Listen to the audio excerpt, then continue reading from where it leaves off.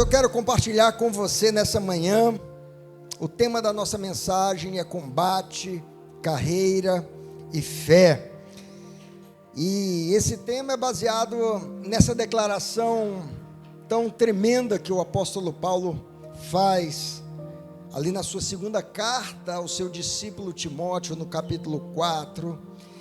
E o contexto ali, queridos, Paulo, ele é um homem que está no final da sua vida.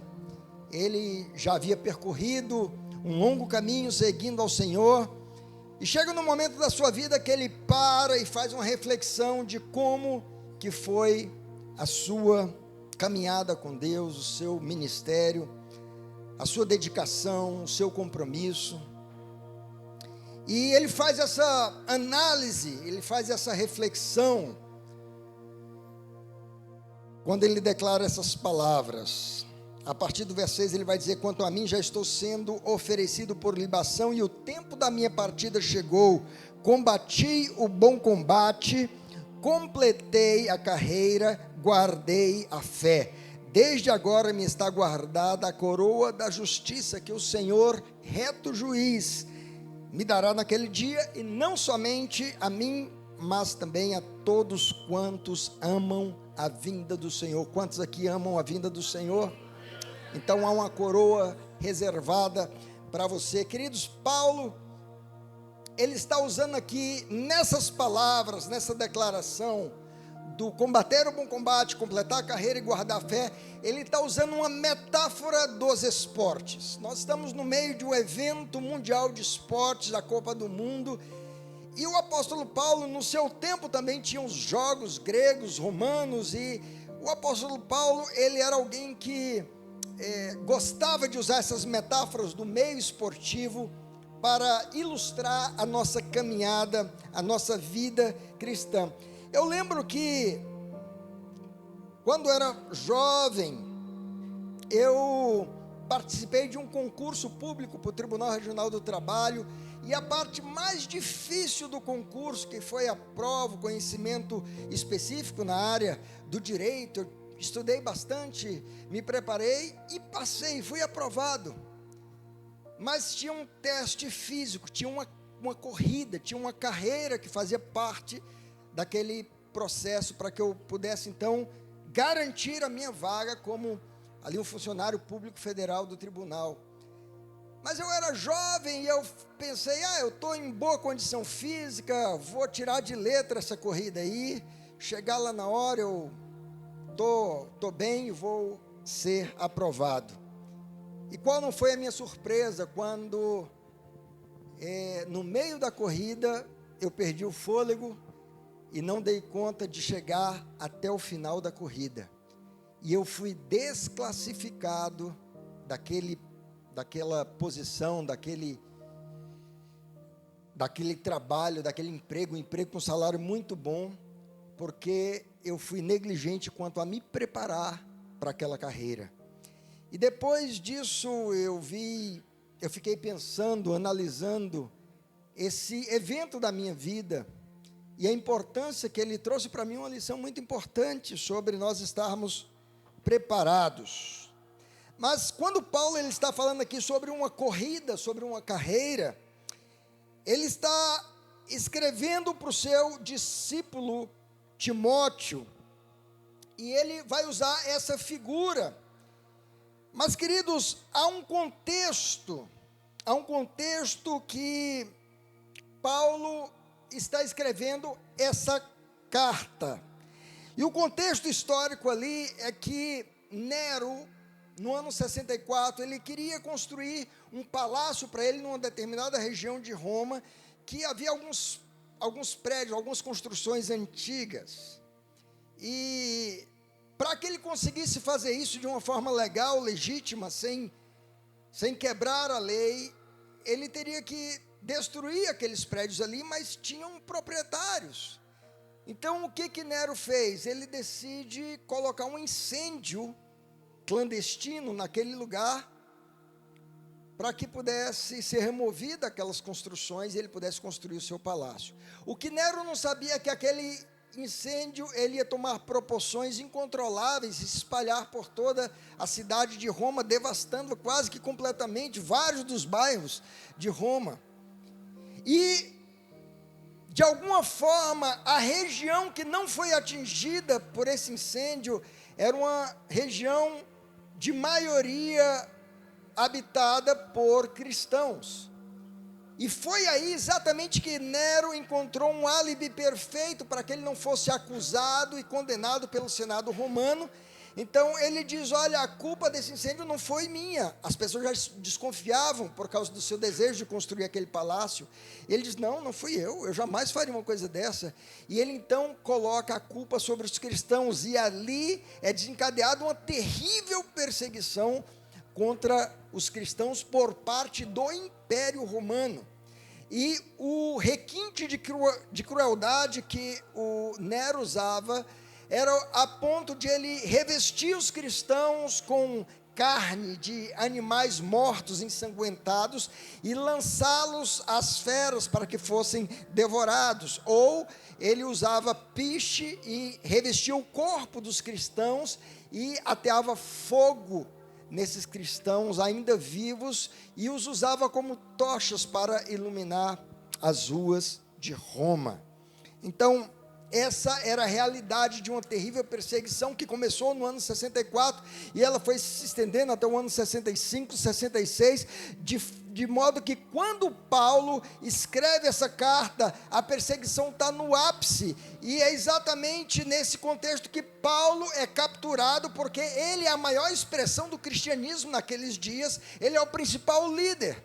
Então Nero o prende, e diferente da primeira da prisão passada que ele esteve em Roma, onde ele estava numa casa alugada, onde ele recebia visitas, agora não, Nero, ele está na prisão mamertina, numa masmorra escura, fria, e ele está ali no corredor da morte, aguardando a sua sentença.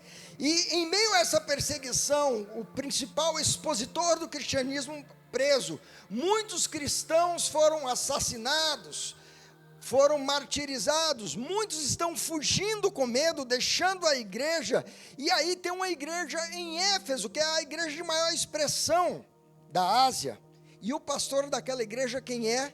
Timóteo, é o discípulo de Paulo.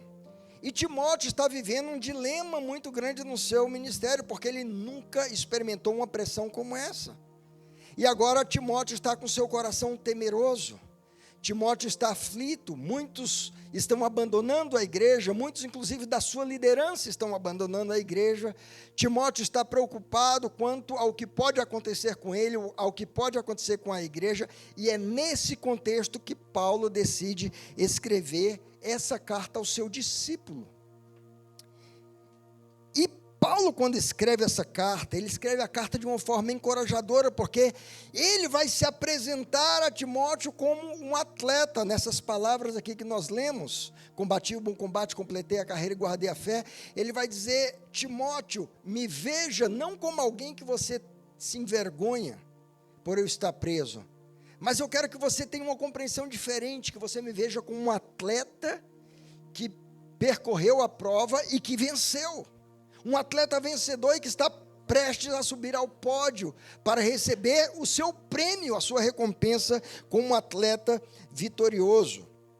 Então, como eu falei antes, o Paulo gostava de usar essas figuras, essas expressões, essas terminologias do atletismo. E aí, queridos, o primeiro elemento que ele vai falar é: combati o bom combate. Ele vai usar a palavra agon. A palavra combate é a palavra agon, que significa disputa. Essa palavra aparece 6 vezes no Novo Testamento, e ela encapsula todo o espírito, a mentalidade e a estrutura social da antiga Grécia. Essa palavra era usada em diversos contextos, em tudo quanto podia se aplicar uma disputa. Por exemplo, uma disputa judicial se usava a palavra agon. Uma disputa artística se usava a palavra agon. Numa disputa filosófica, também era aplicada a palavra agon, assim como na questão dos esportes. Então, essa palavra ela foi evoluindo no seu sentido. A princípio, o agon significava a arena onde aconteciam as lutas olímpicas. Depois, essa palavra ela evoluiu para assumir o próprio sentido do combate, do enfrentamento, da disputa.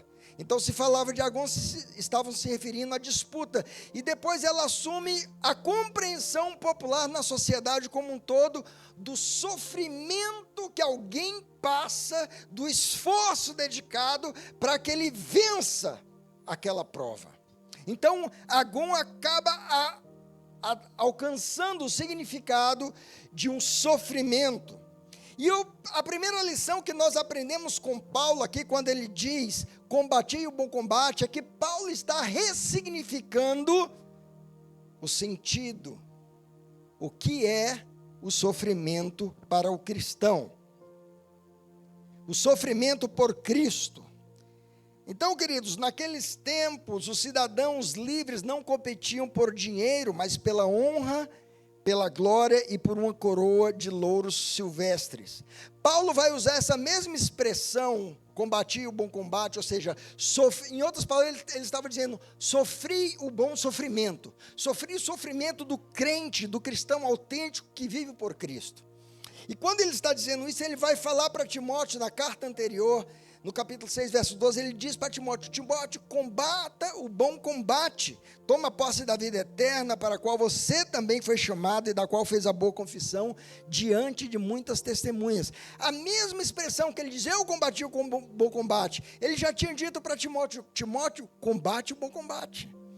Ele vai escrever também, na sua carta aos Filipenses, capítulo 1, verso 29 e 30, ele diz, porque vocês receberam não somente a graça de crer em Cristo, mas também de sofrer por Cristo, pois vocês mesmos têm o combate que viram em mim.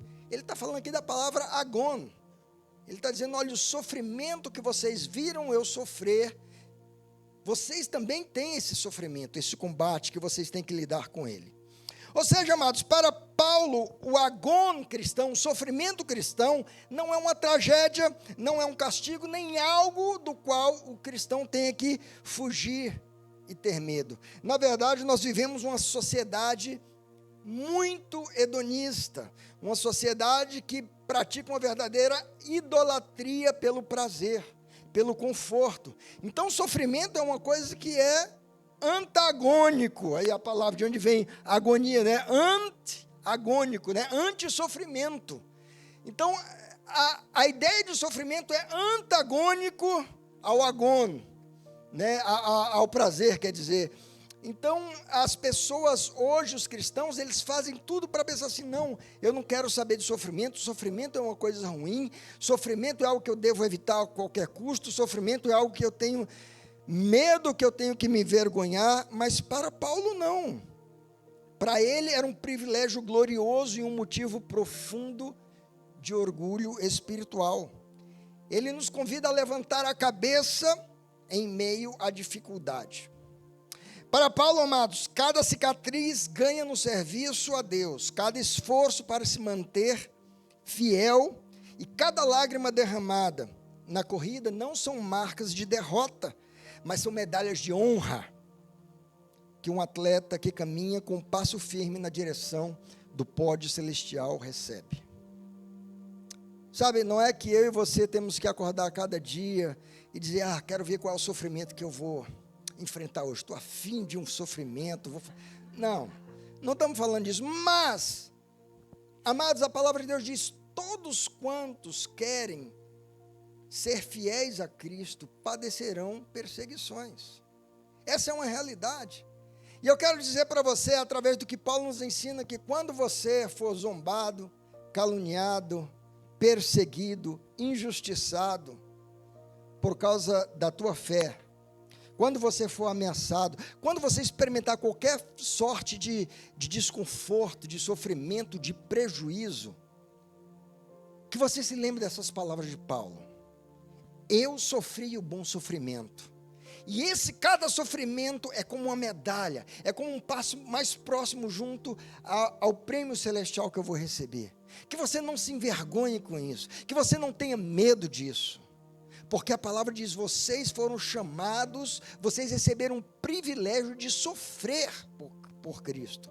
Não apenas de crer em Cristo. O problema é que muitos cristãos hoje só querem crer em Cristo e mais, só querem crer nas bênçãos de Cristo. E Paulo vem aqui nos mudar o foco. Ao escolher a palavra agon, Paulo redefine o conceito de sucesso. Veja, Paulo no final dos seus dias, um homem idoso, velho, trancado numa prisão fria, romana, sabendo que será executado, ele não se vê como um prisioneiro derrotado, com vitimismo, mas ele se vê como um atleta vitorioso que acabou de cruzar a linha de chegada após ter dado tudo dele na arena. É assim que nós precisamos ver, amados. Então, diante disso, surge uma pergunta para mim e para você: como que nós reagimos aos momentos de agon? Agon é de onde vem a palavra portuguesa agonia, ou protagonismo, aquele que mais se esforça, né? Aquele que mais se dedica. De onde vem essa palavra agonia? De agon. Como que você responde aos sofrimentos por causa da sua fé em Cristo? Paulo nos leva a refletir sobre isso. Você pode, talvez, reagir como uma vítima, um coitadinho de mim, com reclamação, dizendo, por que isso está acontecendo comigo? Isso é difícil demais, Deus me abandonou. Muitos ficam ressentidos com o Senhor no momento do agon, no momento do sofrimento, no momento da prova. Talvez você reaja com aquela resignação estoica, você aperta os dentes e diz, não há nada que fazer, eu tenho que simplesmente aguentar essa situação, não me resta outra opção, isso é o que me cabe.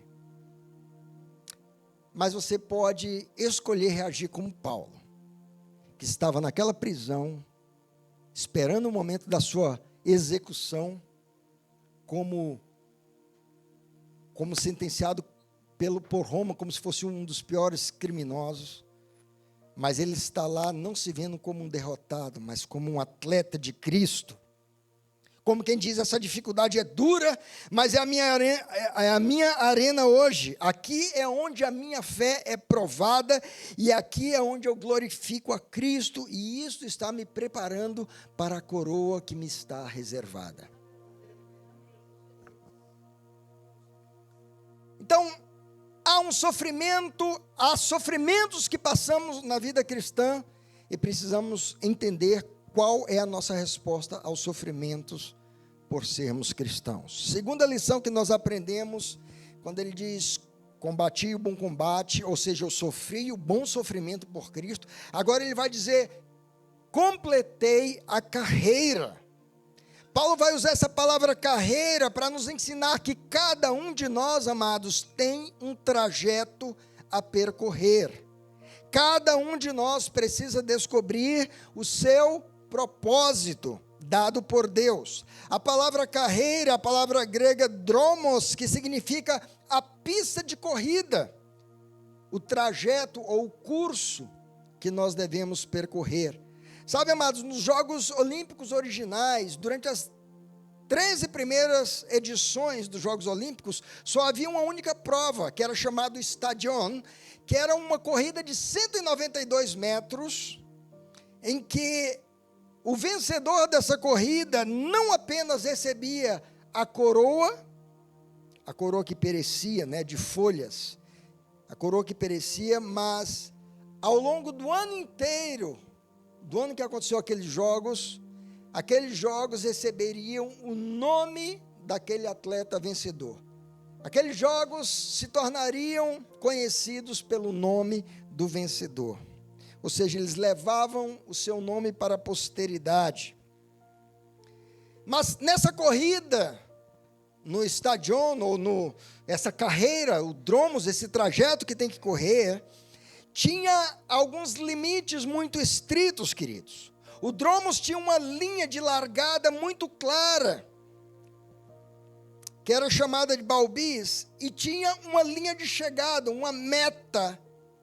Tinha uma meta que você tinha que cruzar, alcançar, que era chamada de telos no grego.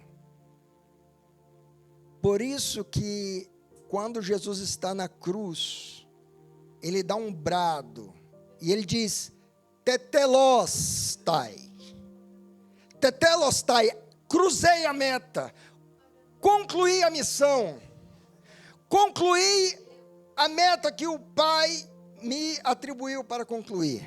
Está consumado, aquela palavra está consumado é essa, meta, alcancei a meta, superei, bati a meta, tetelestai.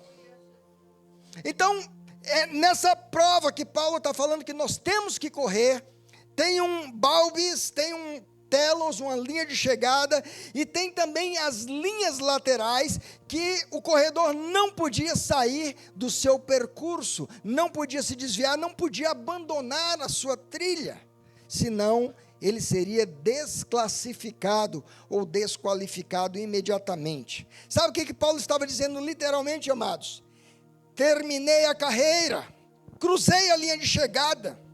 Veja, Paulo não correu em qualquer direção, ele correu na pista designada por Deus para ele, e chegou ao seu telos, a sua meta. Qual é a carreira que você está correndo? Nós precisamos responder a essa pergunta. Qual é a carreira que eu estou correndo? Eu estou correndo a carreira, o projeto de vida, o propósito que Deus estabeleceu para mim, ou eu estou correndo metas estabelecidas por homens, pela influência talvez de familiares, da necessidade de aceitação por amigos, da busca pelo ganho financeiro, pela fama, pela vaidade. Há muitas carreiras que estão sendo propostas diante de nós todo o tempo, e às vezes as pessoas estão escolhendo uma carreira errada, estão dando tudo de si, as pessoas estão agonizando, né, sofrendo, se empenhando, se dedicando para correr até o fim daquela carreira, pensando que vão ter o sucesso, mas na verdade estão correndo uma carreira que não foi a que Deus atribuiu para eles. Não queira correr a minha carreira, queridos. Deus me deu uma carreira para correr, e Deus deu uma carreira para você correr. Entenda qual é a sua carreira, entenda qual é o seu trajeto, entenda qual é o seu chamado, entenda qual é o seu posto no corpo de Cristo, entenda qual é a missão que o Senhor tem atribuído para você. Muitos cristãos estão correndo como baratas tontas de um lado para o outro, abraçando a cada dia um dromos, uma carreira, uma faixa diferente, influenciados por isso ou por aquilo, sem saber para que foram chamados. Todos nós temos uma carreira, temos um dromos, temos um trajeto dado por Deus, ou talvez você escolheu para si mesmo uma carreira, sem buscar entender qual é a vontade de Deus. Talvez você construiu um projeto de vida para si mesmo, baseado em muitos valores, ou pessoas, ou exemplos que você viu, e você nem sequer parou para perguntar: Senhor, estou correndo a carreira que o Senhor tem para mim? Então Paulo aqui, quando ele está dizendo para Timóteo, eu agonizei, eu me esforcei, me dediquei, sofri o bom sofrimento para correr a carreira que eu sei que Deus tem para mim. Ele diz: olha, desvencilhando-me de todo o mal e do pecado que tenazmente nos assedia, corramos com perseverança a carreira que nos está proposta. O autor de Hebreus vai dizer, Paulo vai dizer: uma coisa faço, esquecendo das coisas que ficam para trás, e olhando para as que estão diante de mim, eu corro com perseverança a carreira que me está proposta. Paulo sabia que tinha uma carreira, Paulo sabia qual era o seu chamado, Paulo sabia qual era a meta, o telos que ele tinha que alcançar. Mas também Paulo vai dizer que nós precisamos Terceira lição, que nós precisamos guardar a fé. Quando ele diz, combati o bom combate, completei a carreira, guardei a fé, o que Paulo está dizendo? Ele está dizendo que toda prova tinha regulamentos. Ele vai usar o verbo guardar, o verbo tereo, que significa vigilância, cuidado. No contexto das competições gregas, havia uma lei inquebrável, que Paulo menciona um pouco antes, quando ele escreve a Timóteo. Nessa mesma carta, no capítulo 2, verso 5, ele diz assim: também o atleta não é coroado se não competir legitimamente. Paulo está alertando a Timóteo, dizendo: Timóteo, seja vigilante, seja cuidadoso nesse momento que estamos atravessando de luta, de perseguição, onde muitos estão abandonando, desviando, negando, se envergonhando. Seja cuidadoso, porque se você não vigiar, você vai ser desqualificado, você vai ser desclassificado. Não é assim toda a competição. Nós estamos agora numa etapa de Copa do Mundo, e tem etapas que precisam ser vencidas, senão você é desqualificado ou desclassificado. Paulo está dizendo isso: olha, Timóteo, não basta você se dedicar, você está pronto para sofrer. Não adianta você saber qual é o seu chamado, se você não for vigilante quanto guardar as regras, quanto como viver a sua vida pelos princípios que a palavra de Deus nos ensina. Então ele diz: se você não competir de uma forma legítima dentro dos parâmetros da lei, você não vai receber a coroa. Os atletas precisavam seguir um rigoroso treinamento, queridos, um regulamento. Eles tinham que treinar durante 10 meses obrigatórios, apresentar-se no horário, não trapacear na pista e correr pela faixa designada, correr o dromos que Deus tinha para cada um de nós, né? Que Deus tem para cada um de nós. Os atletas tinham que correr o dromos que a competição lhes tinha atribuído. Então, trapacear e sair das regras significava desclassificação imediata. E Paulo era vigilante quanto ao seu exemplo de vida, quanto ao seu testemunho. Ele vai dizer em 1 Coríntios 9, 25 a 27, todo atleta em tudo se domina, para alcançar uma coroa corruptível. Nós, porém, uma coroa que não se corrompe. E ele vai dizer: assim também eu, e não sem meta. Assim corro também eu, não sem meta. Assim luto, não como que desferindo golpes no ar, mas esmurro o meu corpo e o reduzo à escravidão, para que, tendo pregado a outros, eu mesmo não venha a ser desqualificado. Paulo estava atento a observar tudo aquilo que a palavra de Deus ensinava, para ele manter a sua fé firme, viva, para não perder a fé, para que ele não fosse desqualificado. É aqui, amados, que o tereo, esse verbo guardar, vigiar, ganha um significado marcante. Ele diz: eu guardei a fé. Isso significa, eu corri respeitando as regras da competição. Sabe o que Paulo está dizendo? Paulo está dizendo assim: eu não peguei atalhos, eu não abandonei a minha faixa quando a corrida ficou mais difícil, eu não alterei a mensagem do evangelho para torná-la mais confortável, ou mais conveniente a mim, ou para evitar perseguição. Ele diz: eu permaneci fiel às regras do justo juiz, aquele que vai me entregar a coroa. Sabe, queridos, na Bíblia há muitas advertências sobre como que nós somos desclassificados ou desqualificados quanto à fé. E várias dessas advertências, quem escreve é o próprio Paulo, inclusive a Timóteo. Várias delas estão na primeira carta a Timóteo. Por exemplo, ele fala sobre uma das formas de você ser desqualificado é se você naufragar na fé. Ele vai dizer em 1 Timóteo 1,9, mantendo a fé e a boa consciência, a qual alguns, rejeitando-a, naufragaram na fé. O que é naufragar na fé? É o grave dano por violar a consciência. Então Paulo está dizendo, cuida da sua consciência diante de Deus e dos homens. Cuida para que você não naufrague na fé. Outra forma de se desqualificar quanto à fé é quando alguém esfria na fé. E é o Senhor que manda uma mensagem através do seu servo João, que está exilado em Pátimos, para escrever exatamente para aquela igreja, aonde Timóteo tinha sido pastor, a igreja de Éfeso. E a essa igreja a mensagem diz: tenho, porém, contra ti isto, que abandonaste o teu primeiro amor. Arrepende-te, pois, lembra de onde caíste, volte às primeiras obras, senão virei a ti e removerei de ti o teu candelabro. É como se o Senhor tivesse dito: olha, você vai receber um cartão vermelho, você vai sair da partida, se você não se arrepender.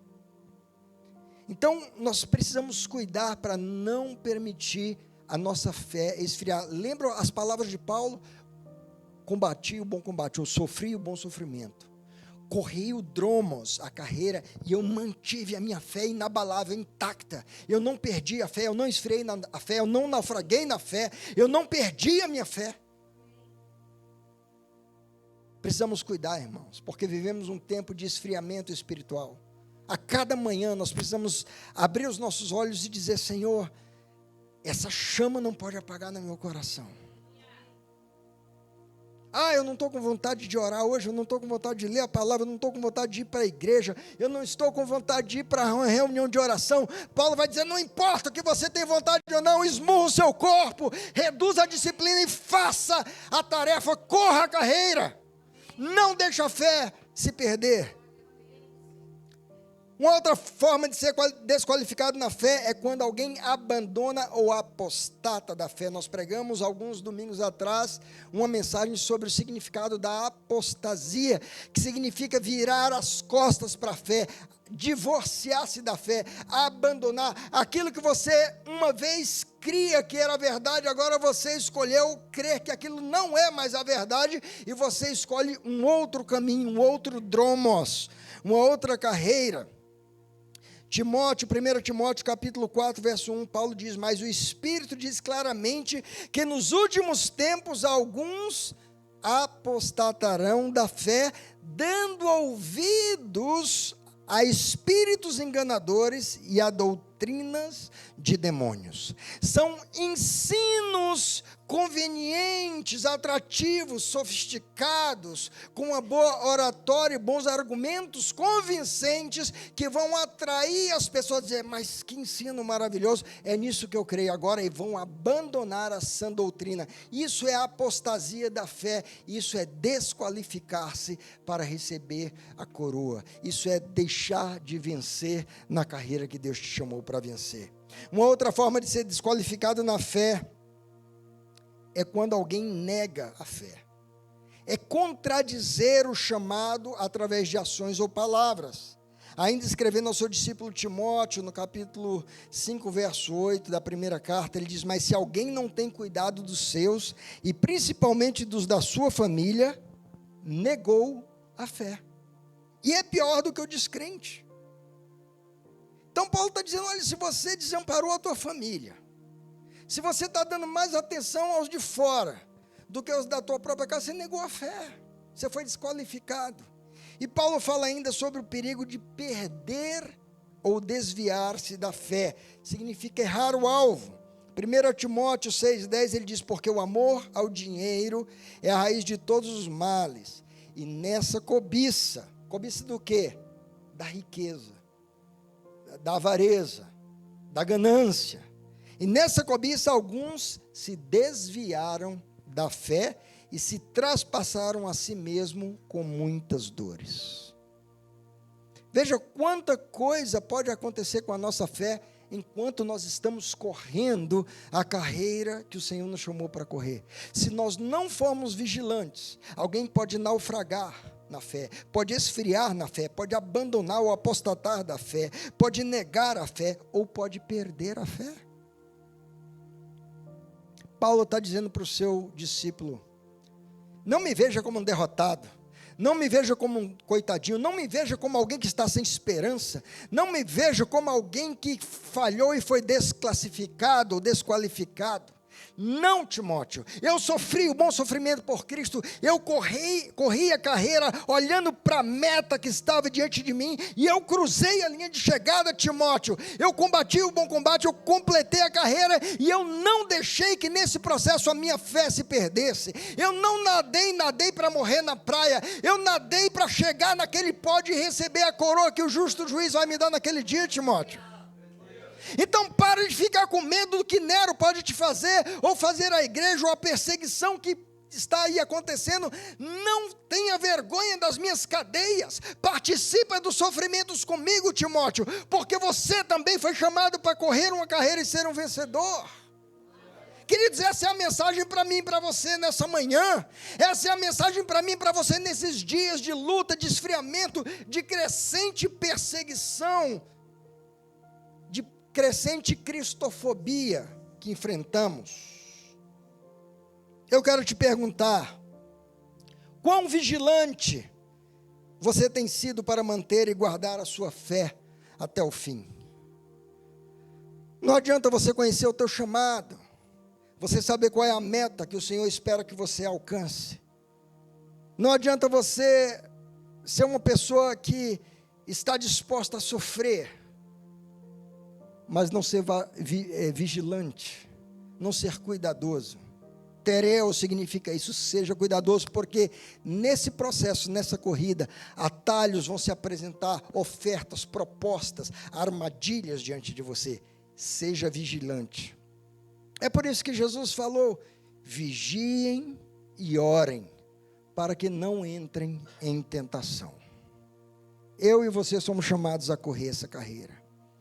Mas eu queria concluir essa mensagem, queridos, fazendo aqui um contraste entre dois homens e duas coroas. De um lado você tem o imperador Nero, com o poder absoluto do império, com a capacidade de executar qualquer pessoa, com o controle do exército sob o seu comando e com o aplauso do povo nas arenas durante os jogos e durante as atrocidades que ele cometia. Ele usava a sua coroa imperial com os louros. Por outro lado, você tem Paulo, um homem idoso, acorrentado num poço escuro, sentenciado à morte, esperando o fio da espada romana. Mas, no entanto, em vez de parecer alguém derrotado, assustado ou triste diante da sombra de Nero, Paulo usa a linguagem de atleta vencedor. Ele sabe que a execução ordenada por Nero não é o fim da sua vida, mas simplesmente a linha de chegada do seu dromos, da sua carreira. Sabe, amados, Nero acreditava que ao decapitar Paulo, ele estava eliminando um inimigo. Paulo sabia que Nero estava apenas enviando ao pódio celestial para receber do justo juiz a coroa da justiça. Aquela que, diferente da coroa de Nero, uma coroa imperecível, que nunca murcha. Aquela que, diferente dos atletas que venciam a prova, depois de um tempo aquelas folhas murchavam. Paulo estava dizendo: a coroa que está reservada para mim e para todos que amam a vinda do Senhor, para todos aqueles que sofreram o sofrimento por amor de Cristo, que correram a trajetória, entenderam o propósito e alcançaram a meta que Deus estabeleceu para cada um deles, que correram de forma vigilante, cuidadosa, cuidando da fé em todo momento até o fim, sem perder, abandonar, naufragar, negar a fé. Esses vão receber o prêmio da soberana vocação em Cristo Jesus. E a história vai contar, queridos, que poucos meses após escrever esta carta, Paulo de fato foi decapitado nos arredores de Roma por ordem direta do governo de Nero. Mas nós sabemos onde Paulo está e onde Nero está. A mensagem do Senhor para nós nessa manhã é: combata o bom combate. Corra a carreira, guarde a sua fé. Ei, o justo juiz está às portas esperando você na linha de chegada. O justo juiz está esperando você chegar para dizer a você: servo bom e fiel, você foi fiel no pouco, sobre o muito te colocarei, entra para o gozo do teu Senhor. Queridos, quando Estevão estava sendo martirizado, ele levantou os olhos e diz: eis que vejo os céus abertos e o Filho do Homem à direita do Pai. O Senhor se pôs de pé para receber, não um derrotado, não alguém que foi fracassado, mas se levantou para receber um campeão, um atleta vencedor. E assim Paulo também estava experimentando esse sentimento. E a sua mensagem, queridos, essa carta de Paulo a Timóteo, foi o último escrito de Paulo, foi a última das cartas produzidas. E ele escreve essa mensagem no momento que o coração de Timóteo está tremendo, está abalado, está preocupado. Ele diz: Timóteo, não se preocupe, eu sirvo a um Deus vivo que venceu a morte. Glória a Deus. Essa mensagem é uma mensagem de encorajamento para mim e para você, irmão. Não negocie os seus valores. Diante de qualquer sofrimento, dor que se apresente a você, não tente amenizar as coisas, escolhendo outra trajetória para correr. Permaneça fiel na corrida que o Senhor te chamou para correr. Guarde a sua fé. Amém. Você foi encorajado aí com essa palavra? Se coloque de pé. Eu quero orar por você. Essa é uma manhã que você pode renovar o seu compromisso de atleta de Cristo, de competidor vencedor, daquele que entende o sofrimento que precisa passar, que sabe a carreira que tem que correr e que corre de uma forma cuidadosa e vigilante, sempre com o olhar lá naquela meta. Há uma coroa esperando por você. Aleluia. Feche os seus olhos, comece a falar com o Senhor. Ao invés de lamentar, transforme a lamentação, a reclamação, o vitimismo, o medo, a covardia. Comece a transformar isso em expressões de louvor, de gratidão ao Senhor, dizendo: Senhor, obrigado por cada prova, por cada momento, por cada dificuldade. É o que Tiago vai dizer: tenham por motivo de toda alegria o passar por várias provações. Comece a abrir os seus lábios e dizer: Senhor, cada dor, cada sofrimento, cada perseguição, cada injustiça, cada prejuízo, cada desconforto por causa da minha fé no Senhor, Pai, eu vejo isso como uma medalha, eu vejo isso como motivo de orgulho, de alegria, porque isso me aproxima cada vez mais para esse pódio, para cruzar essa meta, para receber o prêmio que o Senhor tem reservado para aqueles que amam o Senhor e que são fiéis ao Senhor.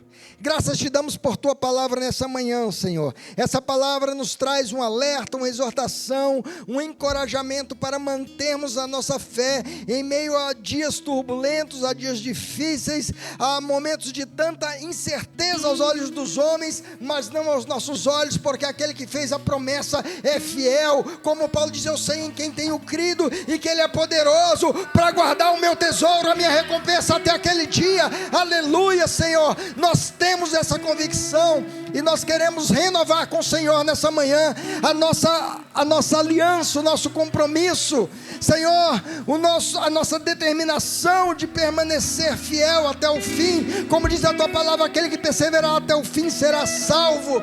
Oh Senhor, abençoe e fortalece a tua igreja. Senhor, levanta uma igreja forte, resiliente, uma igreja determinada, uma igreja que não corre, que não tem medo do agudo, do sofrimento, mas uma igreja que enfrenta as dificuldades com orgulho, com alegria, não com vitimismo. Senhor, abençoe o teu povo, fortaleça a tua igreja nessa manhã.